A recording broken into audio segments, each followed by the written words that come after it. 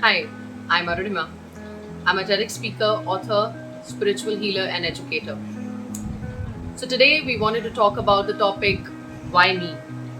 Right? Are you also having that question that why exactly in my lives do I face or meet people and situations which are so challenging and trying? Right?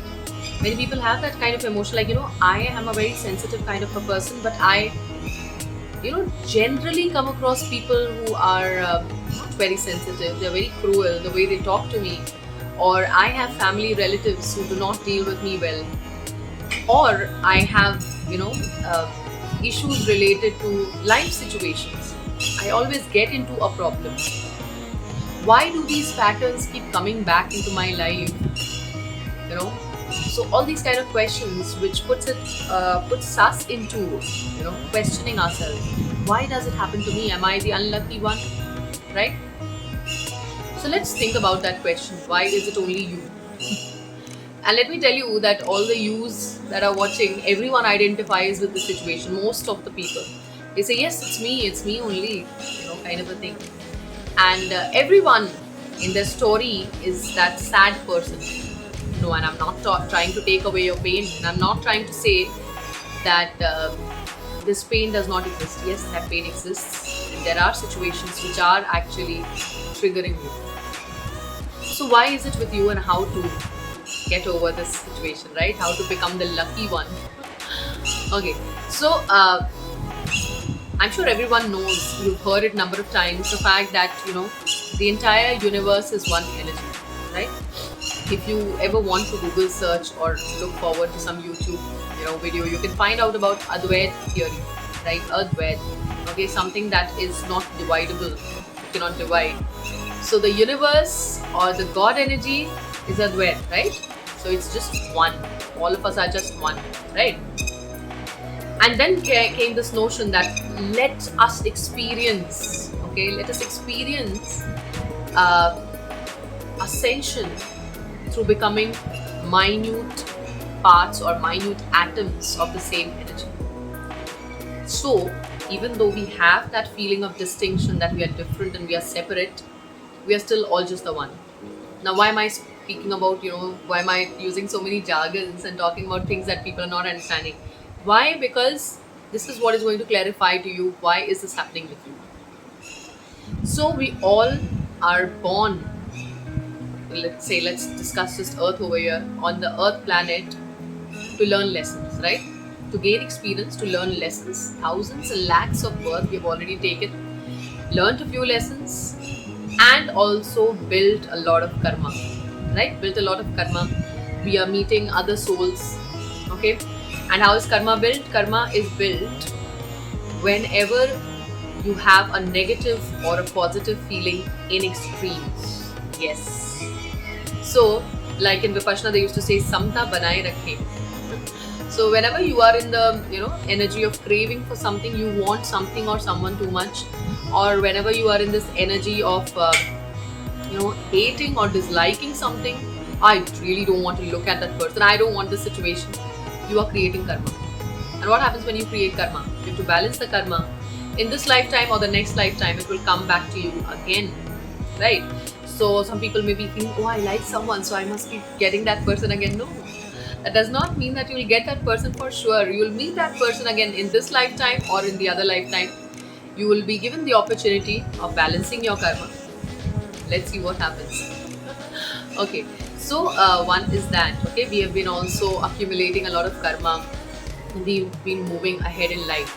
So basically, there are things like you have soul contracts with people. Okay, your soul, yes, your very soul, your consciousness is the writer of your life. Yes, the story writer is you. You have written your own life, and you have a certain path towards ascension or spiritual awakening, as you call it. Spiritual awakening is for the first time realizing, okay, oh, I'm a soul, I'm not just a human being or something. And ascension is obviously moving ahead after you have awakened, right? So you have laid down the path for yourself, and you have tied up with other souls that you are going to please help me. And how do they help you? They may be your stepmother, okay, who's like really bad with you, trying to teach you all those lessons. And the main lesson is that of self love. You may have a terrible boss, you may have a terrible mother in law, I'm sure. So these people, they treat you so badly that you start realizing I'm not that bad actually. They push you, they trigger you in places where you need healing. Are you lacking patience? Are you lacking self love, as I already said? Or you have anger issues? All these things are shown by the presence of these people, by the activities of these people.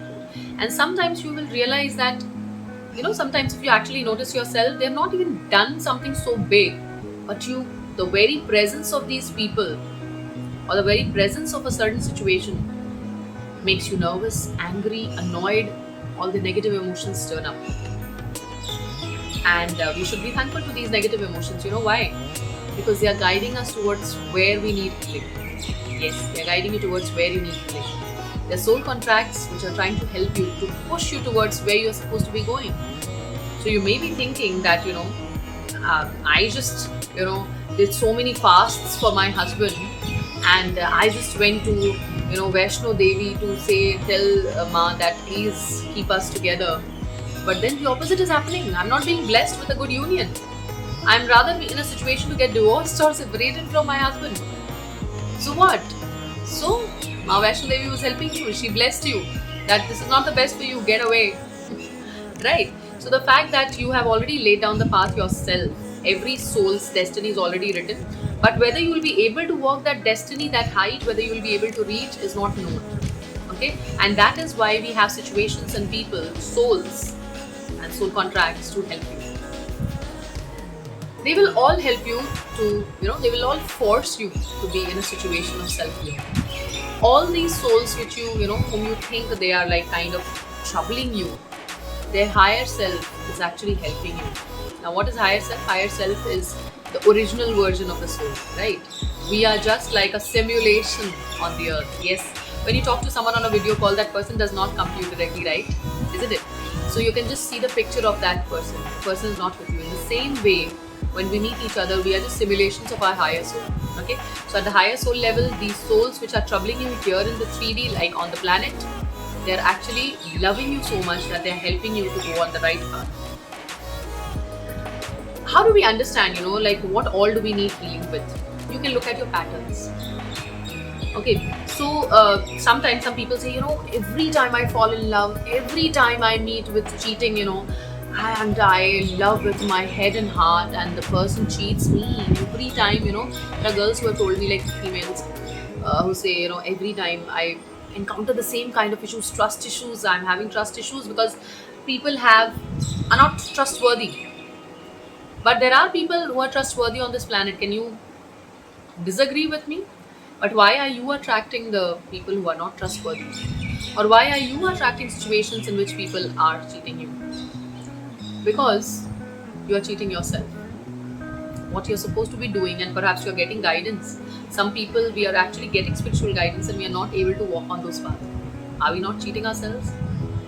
Are you Zomatoing or Swigging every day? Is that not cheating? Are you exercising every day or no? Are you not cheating? Are you sleeping properly? Are you not wasting your time on, the scrolling culture? So you are cheating in a number of ways, my dear friend. And that is why you meet cheaters. And some people say abuse, I'm not, relate to this. Why did I undergo abuse? And I was like so totally, drawn towards that person. I was doing everything for him, for his family. But guess what? Your first duty is towards yourself. Yes, we first owe it to ourselves and then anyone else. You are abusing yourself. That is the meaning. When you allow someone else, like let's say someone told you something really bad, and of course we learned these lessons, especially from our mothers only we learn these lessons, especially before marriage. Whatever may your mother-in-law say, don't answer her back. That's a common lesson, right? Then the mother-in-law gets to tell you are ugly. The mother-in-law gets to tell you you're characterless, you cook very bad, or you're irresponsible, you're such a bad mother, you're such a bad wife, and we hear it, right? We do not apply our logic. At that point of time, we forget that we need to answer back. Yes, and if you think that I'm teaching you rebellion, yes, I'm teaching you rebellion, because that is also kind of act of self-love. I'm not teaching you how to I'm not teaching you how to disrespect people. I'm just teaching you how to respect yourself. When you start respecting yourself, you will see the change in the world as well. We also have patterns which have been there from our, because of inner child issues. Everyone has inner child issues. Okay, you may be having the perfect parents, but you were a child. Okay, so trauma is not always because the other person is so bad. Trauma is also because you were so little. You were not able to understand. There are traumas which come from past lives, and consequently they just contribute and make a pattern in this lifetime as well. And that is why me? What happens when your attitude changes? When your attitude changes, people will also change. Yes, some people are like extreme, but then when you start respecting yourself, you will see the change in people. That's something like I've personally experienced. Previously, I used to allow people to, be with me, make fun of me, or, I would not mind people saying wrong things to me. And then I just started answering back, the closest of people. Okay. What happened? It's not like they distanced themselves. No, they didn't distance themselves. They rather started respecting me more. They rather started talking to me in the way they ought to be talking. That's a personal life experience. One question: why do you think only some people get bullied? Think of your school scenario whenever you were in school or in college. Why are only some people bullied? Why is not everyone bullied? You know why? Because they are ready to be bullied. They give a reaction, they don't give a response. Only a few days ago, someone said, your hair is growing like Lord Shiva. I said, I love Lord Shiva. So it could have been taken, this person said something so bad to me and my hair is not good. Doesn't matter. I am not caring for your, thoughts, what you think about me. It does not really matter to me at all. I love myself and I think I'm very pretty and beautiful. That should be the attitude. When you get on with that attitude, things change for you, believe me. But it's not like I was born, this wise. So how did I come here? I came here through meditation and healing. And one of the major ways, the easiest of the ways of healing is Ho'oponopono. Yes, that is something that I've been teaching women of lately. And through the divine guidance, I realized that I should not segregate women and men. So maybe in future I'll be opening up sessions for women and men, right? But you don't have to wait for my session only. There is a lot of information about Ho'oponopono and many other healing techniques. There are angel healing. All these things I do myself, and that is why I'm talking about them. Reiki healing. All these things are easily available if you look for it. Healing as well as meditation. Some people say I cannot meditate. I must tell you, where there's a will, there's a way. There are people ready to help you out. And if you are those kind of people, I'm not going to put money. I've seen many people. If I actually share in the last 2-3 years how much have I spent on myself, on my learning, people will think, she's not a teacher. I am a teacher. I'm a school teacher. Obviously, and you can understand that I'm not a billionaire or a millionaire, but I've spent a lot of time, effort, and money in my own learning, or you can also say unlearning. Because it's basically the wrong notions that we have been taught that we need to unlearn to awaken and ascend. That's it from me today. Thank you so much. Signing off, Arunima.